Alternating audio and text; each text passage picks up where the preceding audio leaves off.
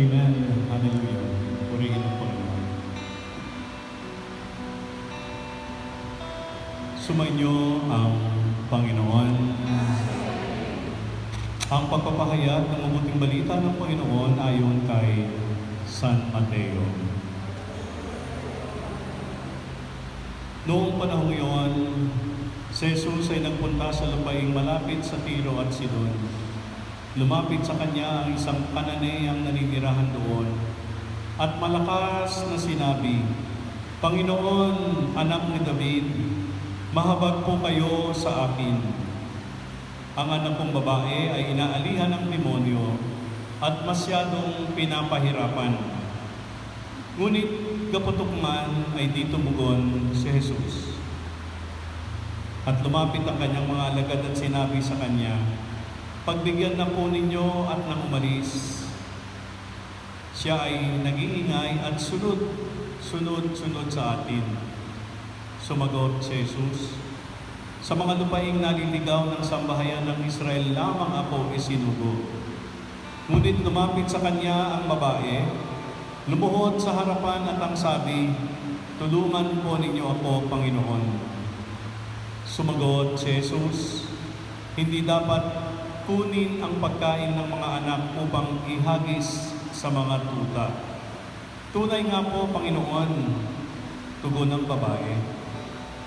Ngunit ang mga tuta man ay nagsisikain ng mumong nalalaglag sa hapag ng kanilang Panginoon. Kaya't sinabi sa kanya ni Jesus, "Napakalaki ng iyong pananalig. Mangyayari ang hinihiling mo." At noon din ay gumaling ang kanyang anak. Mga kapatid, ang mabuting balita ng ating kaligtasan. Amen. Purihin ng Panginoon. Pwede na po tayo bumaba na maupo. Una po sa lahat, magandang hapon po sa inyong lahat. Okay, pakisabi sa ating mga katabi, Happy Anniversary! Amen! Nakikiisa po tayo sa Pilipinas sa pagdiriwang natin ng ika-39 na taon na, di ba? Okay, so bago ako magsimula, ay meron po akong gustong itanong sa inyo. Okay, ang una ko pong tanong sa inyo ay, how old are you? Oh, ilang taong ka na ba? Okay. O sige po. Pakisabi niyo po sa katabi niyo na iyan sabihin yung edad. Pakisabi niyo po kahit hindi nagsabi, di naman halata. Di naman halata. Bakit? Tinanong ko po, how old are you? Kasi po, ang El Shaddai ay 39 years na. Ito ba? Okay, so 39 years na, matagal-tagal na po. Okay, so una po akong na-introduce sa El Shaddai noong 1994. Nang una po akong naging spiritual director ng El Shaddai ni WXIPPFI sa Roma, sa Italia. Yan, di ba? So, 94, magte-30 years na. Tama? Di ba? Magte-30 years na. At pagkatapos po noon ay naging, din po ako, naging spiritual director ng buong Naybaysihan naman na El Shaddai. Siguro po noong mga 1998 na yun. No? Okay, dahil sa karanasan ko sa Roma. Pagkatapos po noon, napunta po ako ng Belgium. Doon po, 11 years naman ako spiritual director ng El Shaddai doon. Kaya, tapos, kala ko makakaiwas na ako kay Yahweh. Dito pala ako sa Macau ma-assign. Nandito na yung mga anak ni Yahweh. Kaya, sabi ko, wow, siguro talagang pinagtagpo ng Diyos na magkatagpo tayo dito, ang grupo na. Masaya naman po ako dahil pag nandito po ako, nakaka-energize po, no? Okay, so Ang dami kong nasabing mga pinuntahan ko, pero sabi nga ng kanta, di ba? Through the years, you made it clear. Di ba? Eh, sa inyo po ba'y malinaw na? Ha? Oo, malabo pa rin. Okay lang po yun.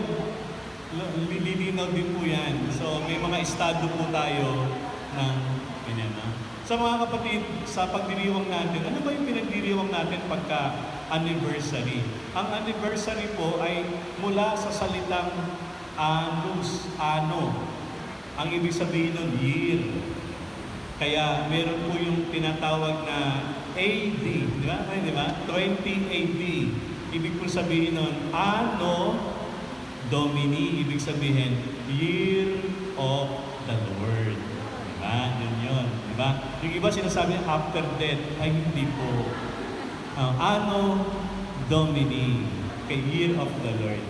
So, pag sinabi natin anniversary, ay binabalikan natin kung saan tayo nagmula. Amen? Okay, so tayo ay nagmula sa Diyos. Tinawag tayo ng Diyos. Si Brother Mike, meron siyang karisma. Binigyan siya ng Diyos ng kakayanan, ng karisma na magpasaya, mag-evangelize, ipahayag ang mabuting balita sa mga tao bumuo ng isang community.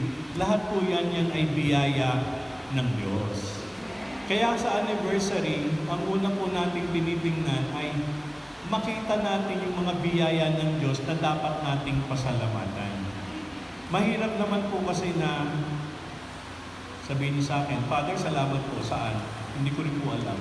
Ang hirap, di ba? Pero pag, Father, salamat, saan po? Eh, yung tulong niyo po. So, okay. So, alam mo yung pinapasalamatan mo. Kaya tayong mga anak ni Yahweh, of course, alam natin na nagpapasalamat tayo kasi alam natin na hindi tayo pinababayaan ni Yahweh. 39 years na pagpapala. 39 years na pag-iingat ng Diyos. 39 years na biyaya ng Diyos. Siksik, liglig, at umaapaw. No? So, yan. No? Anniversary. So, kayo po ba ay nagbibiwang po ba kayo ng wedding anniversary ninyo? Sige, tanong po ako. Sino po ang nagdiwang ng kanilang wedding anniversary noong 2022? Wala.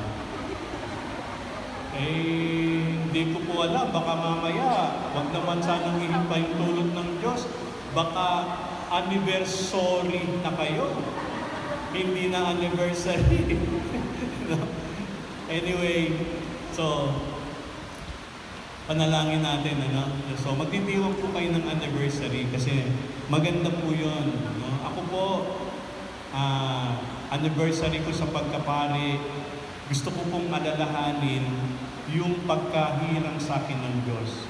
Dumating sa buhay ko ang Diyos nung ako po ay hinirang niyang maging pari. Kaya nagse-celebrate po ako every year.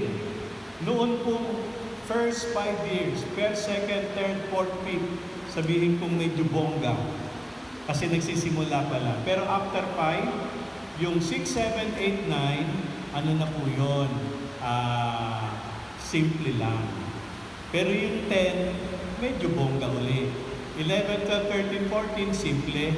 15, every 5 years. At syempre, 25, silver anniversary. At nag-30 po ako dito na. Di ba? So, 30 years na, 30 plus years na si Father. So, mga kapatid, so, bakit ko ba inaalala? Kasi gusto kong balikan yung masayang araw na kung saan ay hinirang ako ng Diyos na maging isang pari.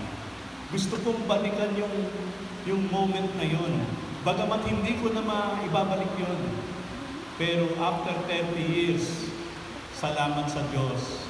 Through the years, the Lord make it clear. Pari pa rin po si Father Raymond.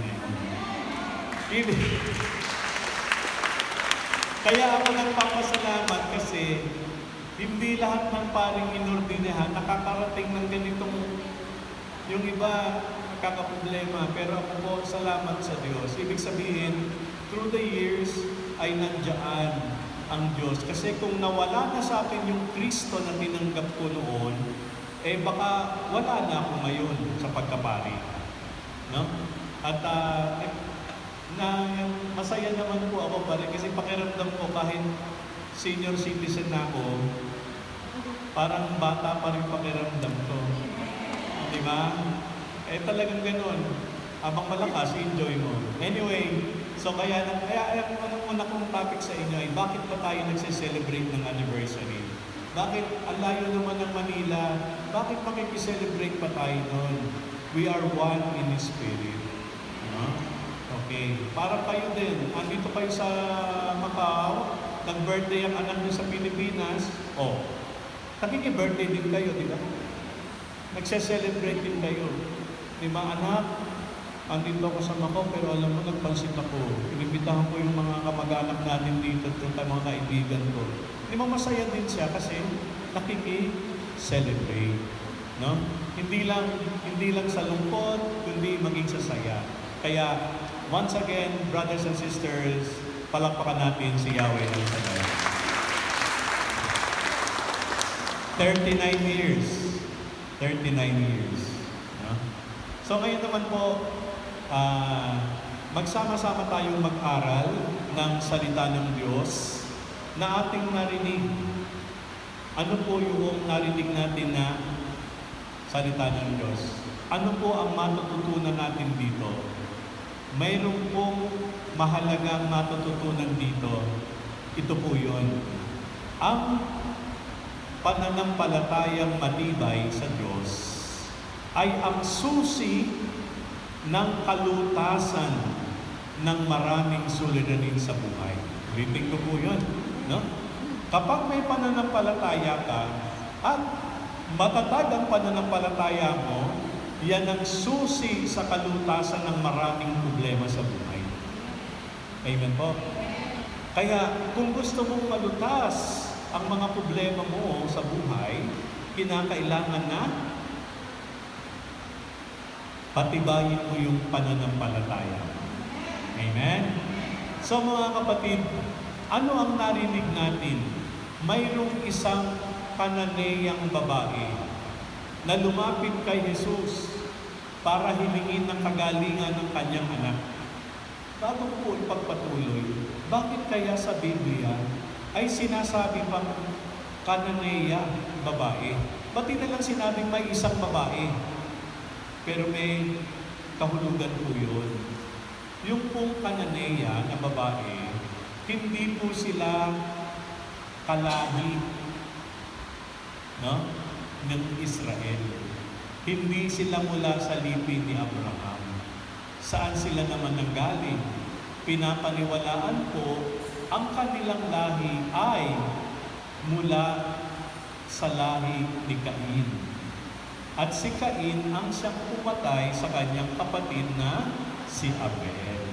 Kaya sa isip nila ay galing sa masamang lahi ito. Nung panahon na yon, meron pong tinatawag na Jewish territory. Hindi ka pwedeng manirahan doon kapag hindi ka kalahi ng mga Hudyo. No?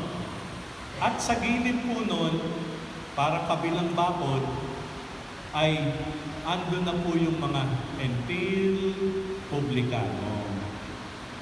Yung po yung nasa Tiro at Sidon. Border po yun. So bakit napapunta si Jesus doon? Kasi po, nung panahon na yon, si Jesus ay hinahanap ni Herodes para siya ay arestuhin at patayin.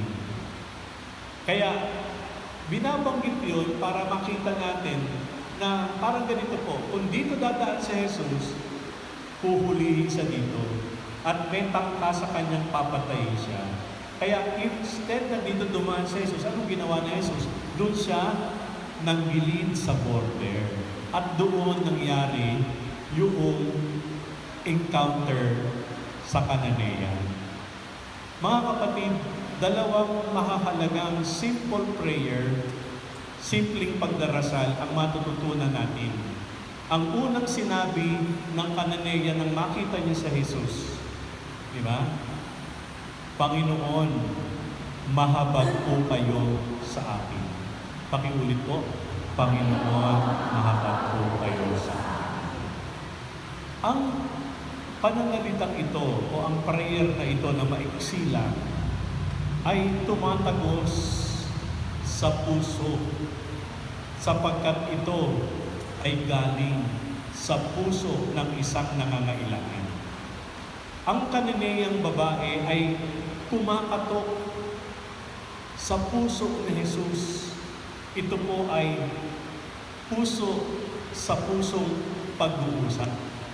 At alam naman natin kapag puso sa puso, ito ay totoo. Hindi hinahaluan ng kasinungalingan. Amen po ba? Ang tawag po dito ay heart to heart. Diba? Heart to heart. Hindi po ba? Usapang puso yan eh. Pagka ang anak nyo may problema, di ba? Sasabihin ng nanay, anak, halika nga dito, mag-heart to heart talk na tayo. Ibig sabihin nun, sa totoo lang tayo. Walang pretensions, walang pagsisinungaling. Ano ba talaga nangyayari sa iyo, anak? Di ba? At mararamdaman ng anak mo, tinatanong mo siya, hindi para pagalitan siya. Heart to heart, gusto mong padama sa kanya, anak, mahal kita. Kaya ako tinatanong, heart to heart. Kaya, noong nabuksan ang puso ng babaeng ito at ang puso ni Jesus, no? Alam niyo po, meron tayong mga imahen sa ating simbahan, yung Immaculate Heart of Mary, nakalabas ang puso, di ba? O yung Sacred Heart of Jesus, nakalabas din ang puso, di ba? Yung apostolado ng panalangin, yung kanilang puso na Jesus, nakalabas din. Yung puso natin nakatago. Bakit nilalabas ang mga puso natin? Para siguro ibig sabihin doon na handa ang mahal na ina, handa sa Jesus, na ilabas ang kanyang puso at makapag-heart to heart talk sa atin. Amen po? Bago po ako magpatuloy, meron akong iiwanan sa inyong isang tanong na kayo lamang po ang makakasagot. Ang tanong ko po, kailan kayo nakapag-heart to heart talk kay Yahweh? Kailan kayo nakapag-heart to heart talk with Jesus? Ang heart to heart po, hindi naman yan ginagawa araw-araw. No? Kaya, sana po, pag nag-heart to heart talk tayo kay Jesus, makikita natin kung ano at sino tayo sa mata ng puso ni Jesus. Wala na tayong itatago doon. Kaya maganda rin po kung gusto natin na magkaroon ng malinaw. Through the years, God make it clear. Di ba? Malinaw. Minsan, makipag-heart to heart talk ka kay sa Diyos. Amen? Mahalaga po yun. No? And then, after nun, nung masabi na yun, mahabag po kayo sa akin. Ang aking anak na babae ay inaalihan ng demonyo at siya'y labis na pinapahirapan. Imagine, labis na pinahihirapan. Yung pagdulog ng isang ina kay Jesus. Sino po ang mayroong sakit? Siya ba o ang anak? Sino nagmamakaawa? Bakit? Kasi ang nanay, pag may sakit ang anak, parang siya ay may sakit, di ba? Kahit ang anak na nasa Pilipinas, basta may sakit, nalulungkot kayo dito, parang hindi kayo mapakali hanggat hindi magaling ang inyong anak. Amen po ba? Di ba? Oh. Hindi ka makangiti ng tunay ng ngiti, nawala yung dati mong ngiti, hindi talaga 100% yung ngiti mo. Kasi nga may iniinda ka, meron kang dinadamdam, may sakit ang anak mo. Amen po ba? Pati pagkatrabaho mo, ang tawag doon matamlay. Di ba? Parang wala kang gana. Pero pag gumaling na ang anak mo, balik ka na uli, masaya ka na uli. Di ba? Amen po ba? Parang ang lakas-lakas mo na uli. Amen? Kaya makikita niyo po itong babae na ito, kung bakit ganun na lamang siya kalungkot, kung bakit ganun ang nararamdaman niya sa kanyang puso. Amen? Sa anak niyo po, alam ko, nalulungkot kayo kapag sila ay nagkakasakit. Kumusta naman po, kapag mister nyo ang nagkasakit, kumusta naman po kayo? Nalulungkot din kayo o tuloy lang ang buhay? Bahala siya doon, may isip na siya. Bahala na siya doon. Ewan ko ba sa inyo? Hindi ba? Oh. Baka mamaya, lalo na. May sakit ang biyanan mo. Ay, naku! Okay lang, tuloy ang buhay. Bahala na siya. Di ba? So, yan. Tapos, anong nangyari? Hindi siya pinansin ni Jesus. Walang sinabi si Jesus. Heart-to-heart talk na nga. Sinabi na nga parang wala. Alam niyo po kung minsan nangyayari sa atin to. Pero huwag kayong mawawala ng loob, ha? Minsan nagdadasal tayo para baga hindi nadidinig ng Diyos. Nagtatanong tayo, nadinig kaya ng Diyos ang hinihiling ko? Diba? O parang absent yata ang Diyos. Diba? Parang inignore yata ako. Parang inisnab yata ako ni Jesus. Parang nagsin lang, pero hindi nag-like. Marami ang mga nagpo-post, ang daming nagsisin, libo-libo ang nagsisin, pero tatatlo ang nag-like. Tandaan niyo po, maraming nanonood sa atin, watching us. They are watching us, but there are very few who like us. Diba?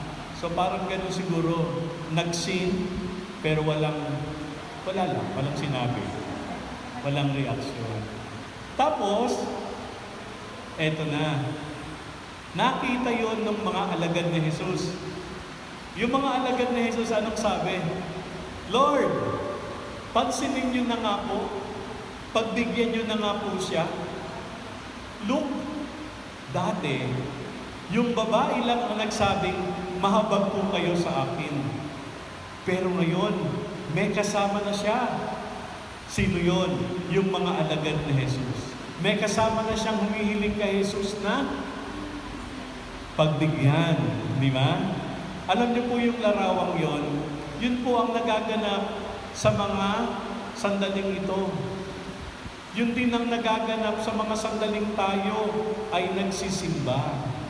Kapag ngayon po, marami tayo, may mga individual tayo na panalangin. May gusto tayong hilingin sa Diyos para sa atin yun. Pero kapag sinabi natin dito at nagdasal tayo, hindi lang ikaw ang nagdadasal, sinasamahan ka namin. At hindi ka lang namin sinasamahan pa tayo ng Diyos, ni Kristo, na dumulog sa Ama. Kaya napakahalaga po ng tinatawag nating communal prayer. Kaya nga kapag tayo nagsisimba, may pagkakataon doon. Lalo po pag ako nagmimisa, diba? Tahimik nating ibulong sa Diyos ang ating mga pansariling panalangin. Nagdadasal kayo. Pero pagkatapos ng iyala yon, anong sasabihin ng pari? Diba? Mapagmahal naming Ama, dinggin mo po ang mga panalangin ng ngayong mga anak na natitipon sa iyong banal na pagdiriwang sa pamamagitan ni Kristong aming Panginoon. So, ibig sabihin ay lahat na tayo, we pray for one another. You pray for me, I pray for you. Jesus prays with us. and offer our prayer to the Father. Amen?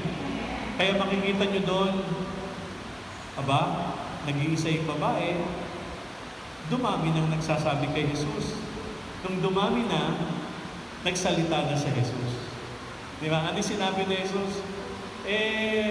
Ako ay pinadala lamang sa lost tribes of Israel, sa nawawalang sambahayan ng Israel. Ibig sabihin, yung first mission ni Jesus ay para sa sambahayan ng Israel. Okay, balik tayo sinabi ko kanina. Yung bang Kananea, kasama ba sila dun sa sambahayan ng Israel? Hindi. Nung nadinig ito, noong babae, anong sinabi doon? Babasahin ko ha. Okay.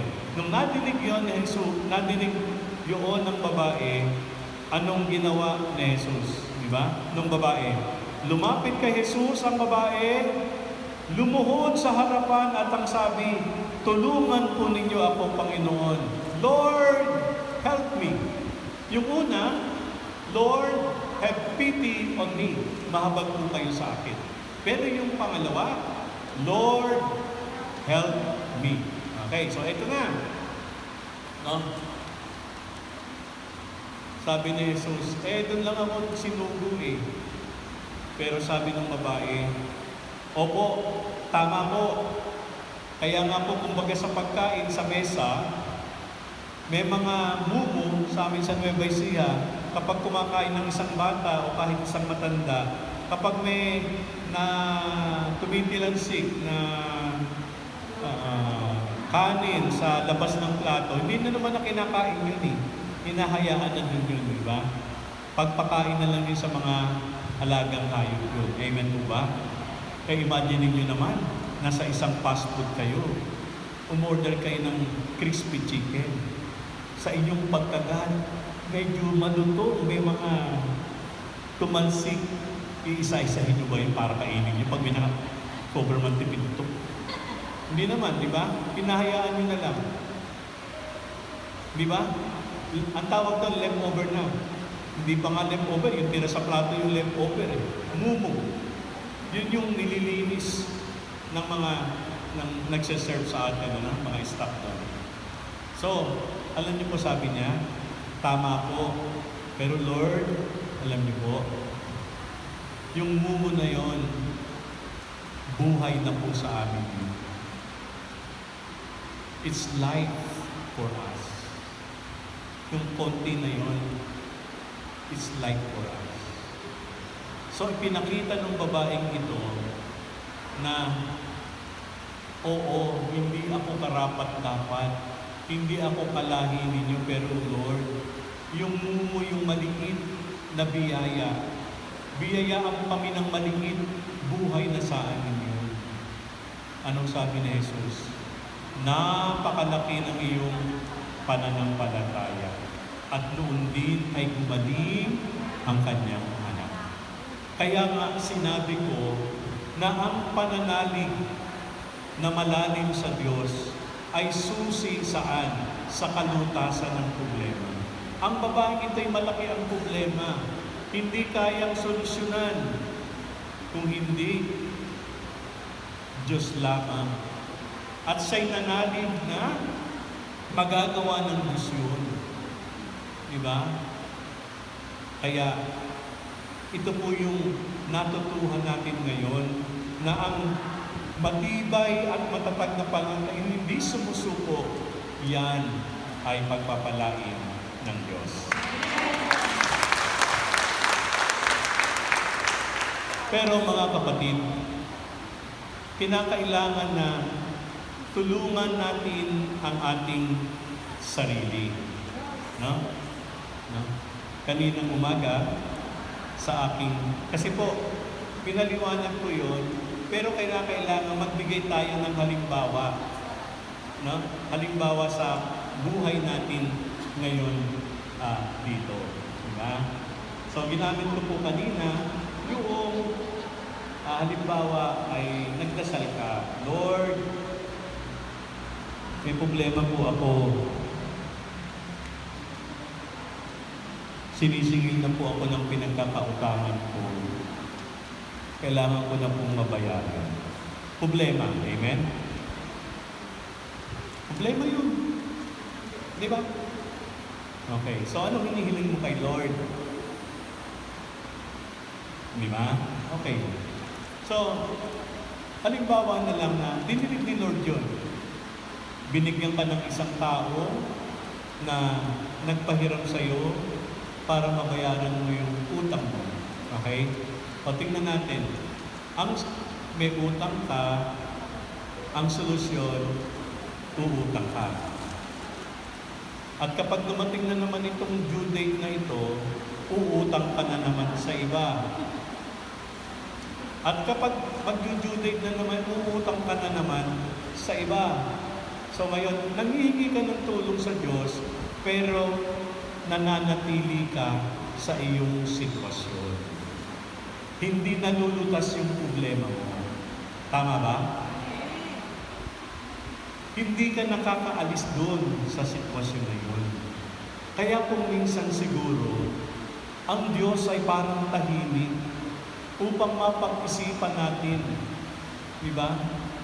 Pero kung ang hihilingin natin sa Diyos, Lord, heart-to-heart talk po tayo. Bakit po ba nagkaganito na ang buhay ko?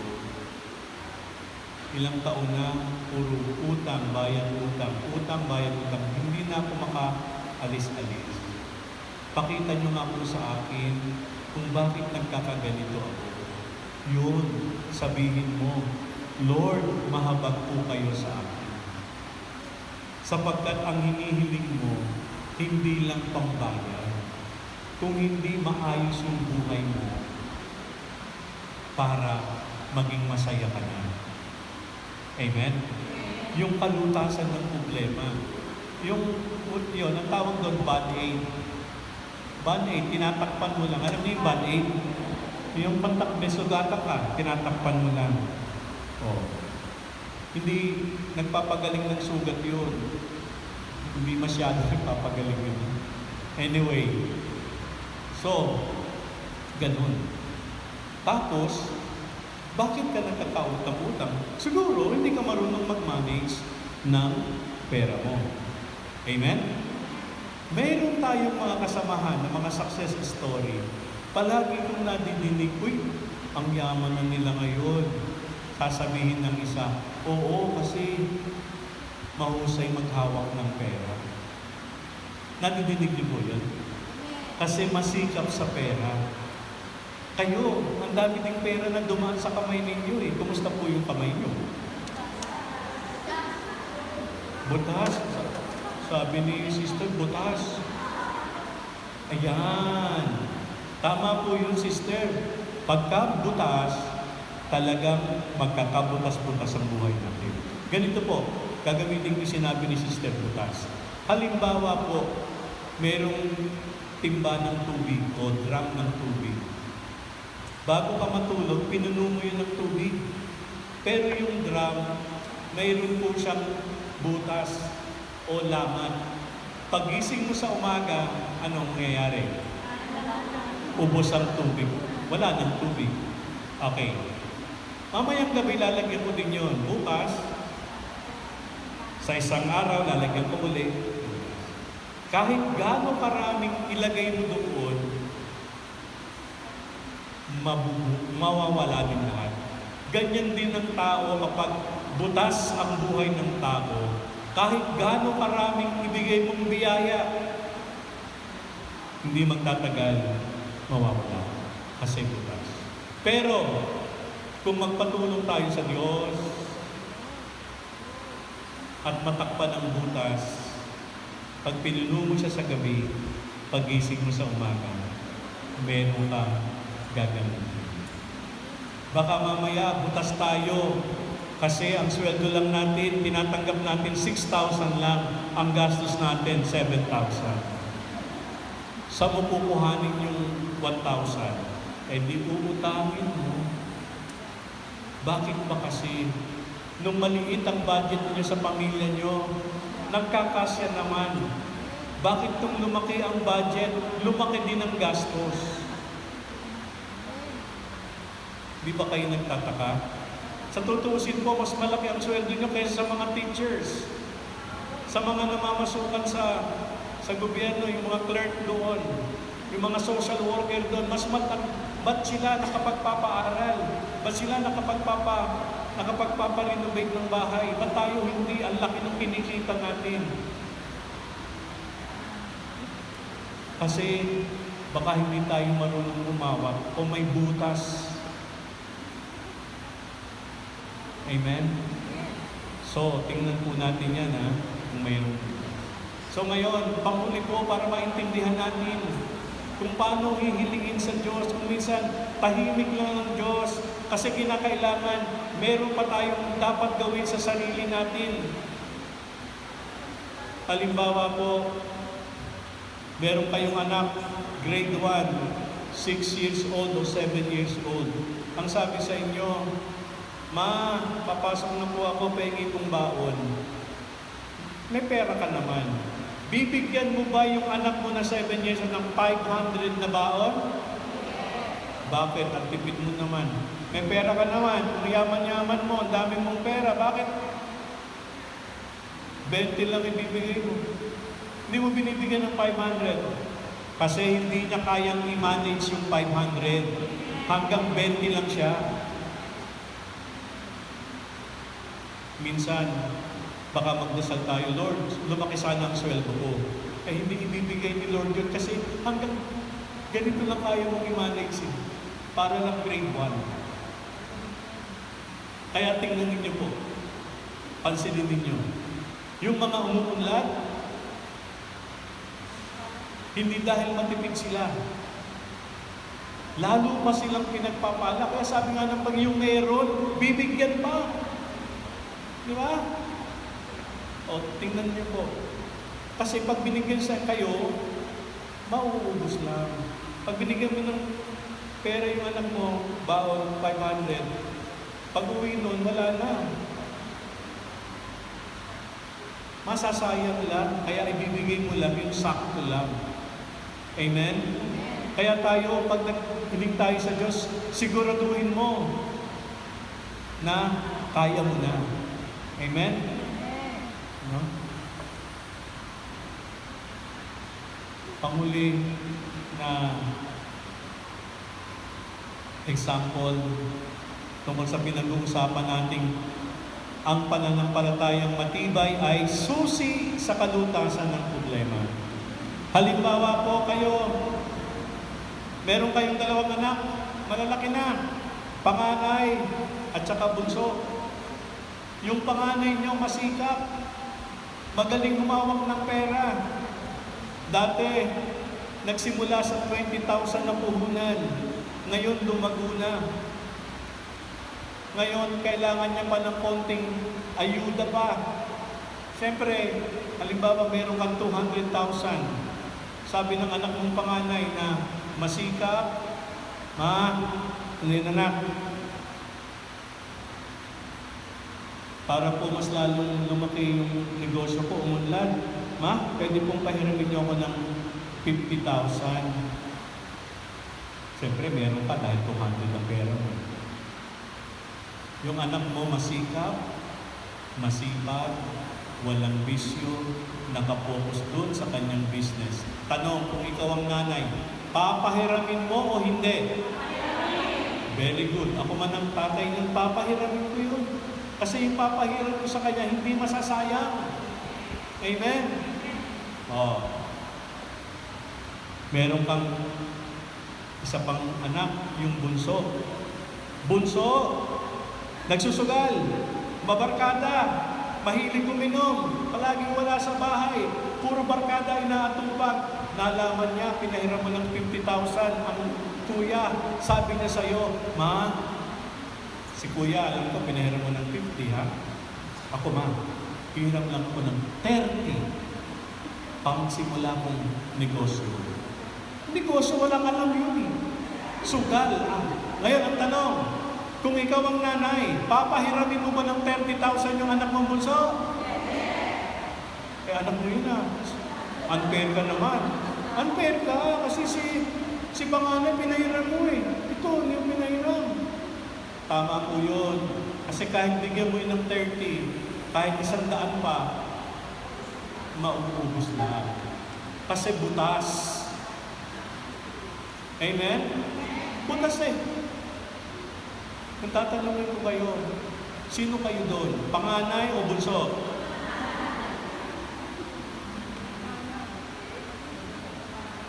Sigurado kayo.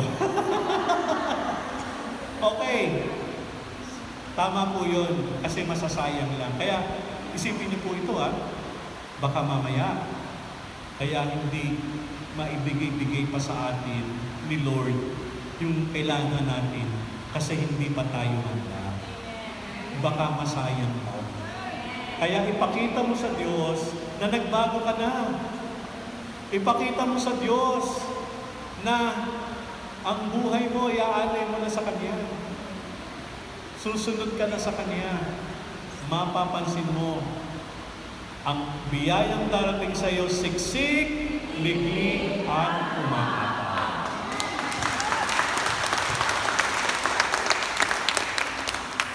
Pagkaraan po ng kulang 1 taon, ay nakita mong nagbago ang anak mo, bunso. Hindi na nagsusugal, hindi na nakikinom, hindi na nakikibarkada, parang may direksyon na ang buhay at lumapit sa iyo, Ma, pwede po bang humiram ng 30 para makapagsimula ako? Gusto ko pong magkaroon ng maliit na negosyo. Papahiramin mo o hindi? Kung ako ang nanay nung sasabihin ko, anak, wag naman 30, gawin natin 50 para parehas kayo ng kuya mo. Dinagdagan pa. Bakit? Kasi ready na siya. Amen! Imagine, dati hindi mo pinapahiram. Siguro, ganun din. Minsan nagdadasal tayo, parang hindi na ibibigay. Pero nung may ginawa tayo, nagbago tayo, inayos natin ang buhay natin, pagpapala ngayon. Di ba? Amen? Pagka ganyan. So, makikita natin, na kapag nanalangin ka, tayo sa Diyos, Lord, tulungan mo ako, Panginoon. Ibig sabihin yan, handa ka rin na ayusin ang buhay mo. Mahabag po kayo sa akin, handa kang pasakan ang mga butas sa buhay natin. Amen? Di ba? Kaya, alam niyo po, happy ending po yung ating gospel ngayon. Ano yung happy ending doon? Ang huling words doon, at noon din ay gumaling ang kanyang anak. Ibig sabihin, at noon din ay nalutas ang kanyang problema. And you can imagine, ng isang nanay na masikip ang dibdib dahil may sakit ang anak, ngayon makakangiti na siya dahil sa kanyang pananampalataya. Mga kapatid, babalik ako sa unang sinabi ko kanina. Ang pananampalataya ang susi saan? Sa kalutasan ng problema natin. Maraming problema sa buhay. Pero, ang ganda nung sinasabi sa atin, have faith in God. Believe, trust Yahweh. At ang lahat ay gagaling sa iyo. Amen? Mag-iiwan ako ng 3 salita na pwede nating gamitin sa prayer natin. Una, gayahin natin ang babaeng ito. Pwede nating sabihin, Lord, have pity on me. Mahabag po kayo sa akin. Ibig sabihin, nangungusap ang iyong puso, heart to heart. Amen? Pangalawa, Lord, help me. No? Yung help me, ibig kong sabihin yan, hahayaan mo ang Diyos na gumawa ng paraan sa kalutasan ng problema mo. Okay, wait lang nakalimutan ko sabihin sa iyo. Kasi may mga pagkakataon na parang may problema tayo, lalagyan natin ng mga solusyon yung problema natin, at saka tayo magdarasal. No? Saka tayo magdarasal, Lord, sana po matupad yung mga plano ko. Hindi plano ng misyon. Plano ko yun. Ano lang hinihingi natin sa Diyos? Pirmahan. Aprubahan. Hindi nga natin pinacheck eh. Kung minsan yun, hindi na ipagkakaloob. Pero, kung sabihin mo sa Diyos, Lord, no? Gusto ko po na umunlad ng buhay ko. Tulungan mo po ako, ituro sa akin ang daan para sa kaluwagan ng buhay. Ituturo sa iyo ng Diyos kung paano. Hindi mo pinapa-approve sa Kanya. Kung hindi susunod ka sa Kanya at sa pagsunod mo sa Kanya, doon mo makakamtan ang biyaya at pagpapala sa buhay mo. Hindi mo lang ipapa-approve. Amen ba? Nung ako po ay pupunta na sa abroad, sabi ng approve na po na ako yung magtatrabaho sa abroad. Ang unang binigay po sa akin na pupuntahan ko ay Italy. Hindi po dito sa Macau. Italy. Nakikipag-ano na po ako doon. Nakikipag-usap na tungkol sa pagpunta ko doon. At dati naman po ako sa Italia na bagay ko kanina, 1994, nandun na ako. Tapos, nung nag-a-apply na gagayakin po ako ng mga papers, tinawag uli ako ng obispo at ang sabi, Father, gusto mong pumunta sa Macau? Hindi po ako nakapagsalita kasi ang gusto ko, Italia. Italy, paano? Joke lang to. Ang sweldo doon, Euro times 60. Dito times 6. The joke lang. Pero hindi yun ang basihan. Yun ang gusto ko. Kaya sabi sa akin, ni Bishop, sige, bibigyan kita, Father, ng 2 o hanggang 3 linggo. Pagdasalan mo. Pero kung ayaw mo pumunta sa Macau, edi papadala kita sa Italy. Noong mga panahon na yun, naiisip ko na ang obispo, nagsasalita ang Diyos sa kanila eh. Kasi sila yung mga leader namin eh. Di ba? So parang siguro sinusubukan ako ng Diyos dito kung pakikinggan ko yun. Pero napakinggan ko po na si Lord gusto pumunta ako ng Macau. Ako gusto ko pumunta ng Italy. Kung kayo nasa katayuan kayo, saan kayo pupunta? Italy, Italy, syempre. Pero ako po, nung nakita ko na ito yung kalooban ng Diyos sa akin, dito na ako. Pinili ko ito. Na mas pinili ko yung gusto ng Diyos kaysa sa gusto ko. Mga kapatid po minsan, may mga pagkakataon po na pwede natin isa-isang tabi yung gusto natin para nung maganap sa atin ang kalooban ng Diyos. Masunod natin ang kalooban ng Diyos. Kung nagpunta ako sa Italy, edi hindi ko kayo nakapili ngayon. Di ba? Kaya, ako po'y nagpapasalamat sa Diyos. Gusto ko lang, bakit ko sinasabi ito sa inyo? Kasi hindi po kayo magsisisi kapag pinili nyo yung kalooban ng Diyos. Pagpapalaya ka. Magandang gabi po. Magandang gabi. Haba kasi ni Father. Kaya maraming salamat po. So, tumayo po tayong lahat.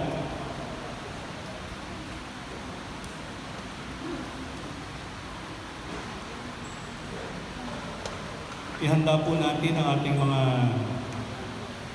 prayer request and love offerings para po sa pagbabasbas.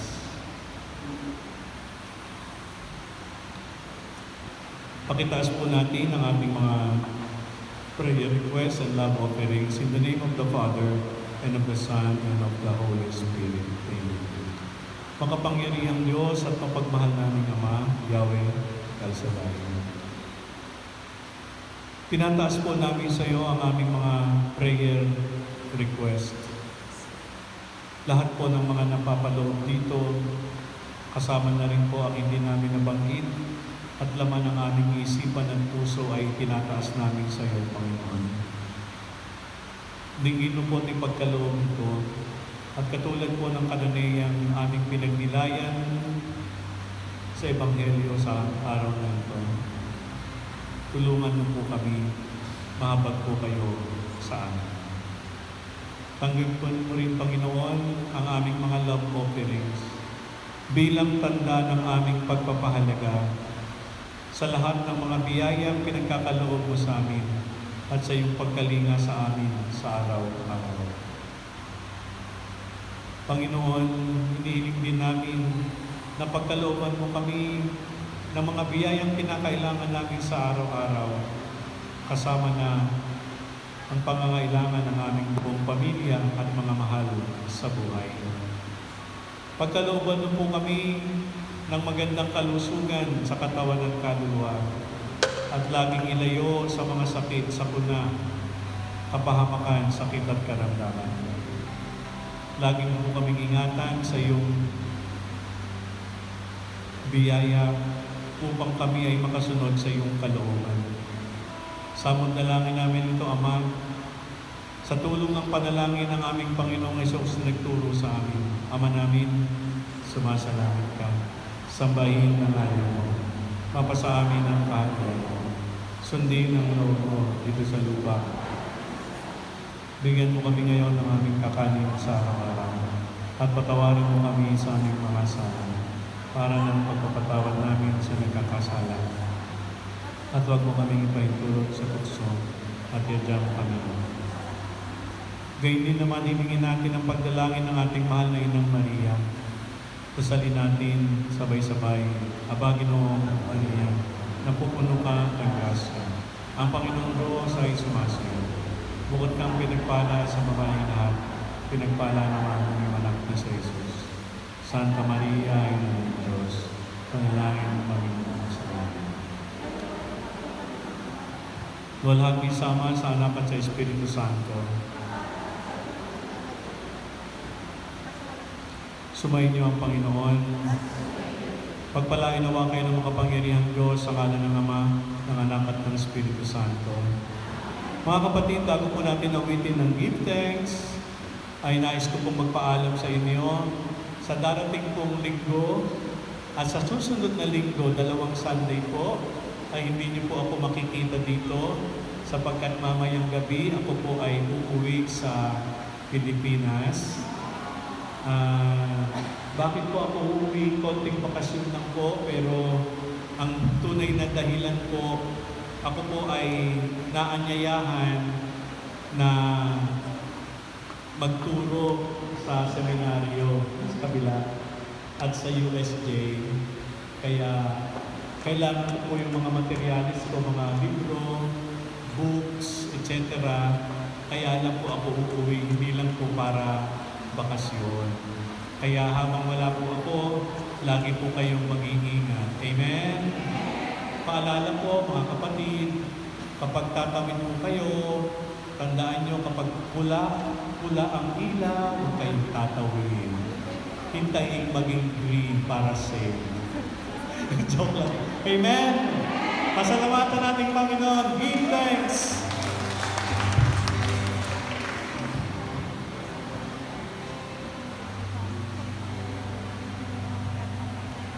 Yung mga workers mo, kung pwede, pakipunta po dito sa harapan.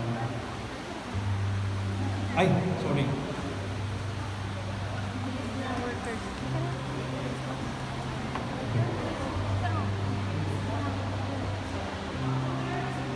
Yung mga workers po, please. Sabi natin yung pwede.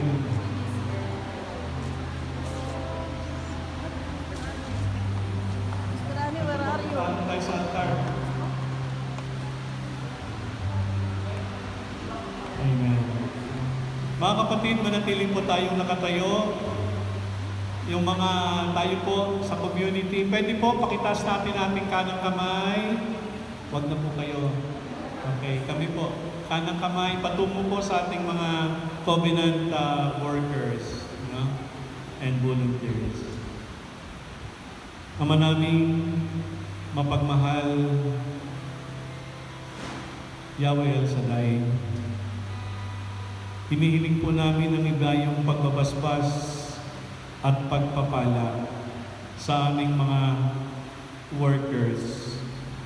Panginoon, patuloy mo silang bigyan ng kakayanan upang pangunahan ang aming pamayanan sa pagpupuri, pasalamat, pag-aaral para sa Panginoong Diyos upang makamit namin ang minimiting kaligtasan para mapabilang kami sa iyong kaharian. Bigyan mo po sila ng lakas ng loob sa mga sandaling pinanghihinaan sila dahil sa mga suliranin sa aming komunidad at pamayanan. Lagi mo po silang bigyan ng inspirasyon upang maihatid ang isang masaya, mapayapa at maunlad na buhay para sa aming komunidad. Samot dalangin namin ito, Panginoon, ipagkaloob mo ang iyong bendisyon at pagpapala sa ngalan ng Ama, Anak, at Espiritu Santo. Amen. God bless po.